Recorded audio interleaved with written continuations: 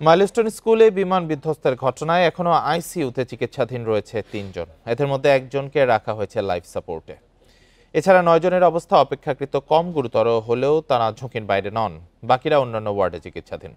Bundle থাকলে প্রতি সেনমানিতে টাকা বাঁচবে। বিকাশ সেনমানি বান্ডেল কিনে জিতুন প্রতি লেনদেনে। কর্তৃপক্ষ জানিয়েছে জাতীয় বার্ন ইনস্টিটিউটে বর্তমানে দগ্ধ ৩৩ জন ভর্তি আছেন। এদের মধ্যে ২৭ জনই শিশু। অবস্থার উন্নতি হওয়ার সাপেক্ষে চলতি সপ্তাহে আরও কয়েকজনকে ছাড়পত্র দেওয়া হতে পারে। এদিকে দগ্ধ রোগীদের চিকিৎসার জন্য সিঙ্গাপুর, চীন ও ভারত থেকে আসা বিশেষজ্ঞ চিকিৎসকরা পর্যায়ক্রমে স্ব দেশে ফিরে যাচ্ছেন। সোমবার মাইলস্টোন স্কুলের ছাত্র সাহিল ফারাবি আয়নের মৃত্যু হয়। এ নিয়ে ওই দুর্ঘটনার প্রাণহানি বেড়ে দাঁড়ায় ৩৫ জনে।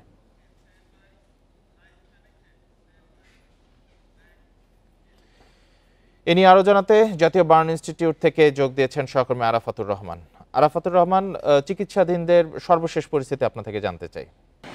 আচ্ছা, আমরা একটু আগে অর্থাৎ ৯টার কাছাকাছি সময় এখানকার যে পরিচালক অধ্যাপক নাসিরউদ্দিন সাহেবের সাথে কথা বলার সুযোগ হয়েছে। উনি আমাদের জানিয়েছেন যে গত রাতের ৮টা থেকে এ পর্যন্ত সকাল ৯টা পর্যন্ত এখনো পর্যন্ত মাইলস্টোনের যারা চিকিৎসাধীন আছেন শিশুরা, এদের মধ্যে কেউই এখনো পর্যন্ত মারা যাননি, অর্থাৎ তারা স্টেবল অবস্থায় আছেন।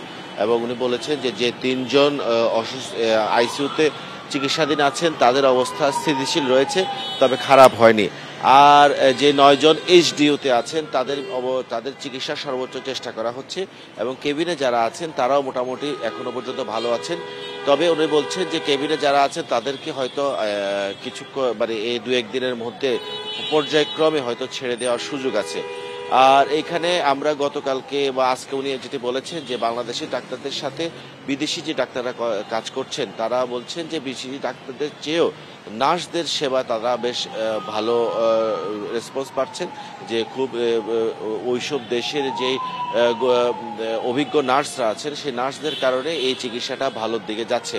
তবে ওনারা এইচডিইউতে ৯ জন এবং যে আইসিইউতে ৩ জন, এই বিষয়ে ওনারা সবসময় বলছেন যে কোনো সময় খারাপ সংবাদের জন্য অপেক্ষায় থাকতে।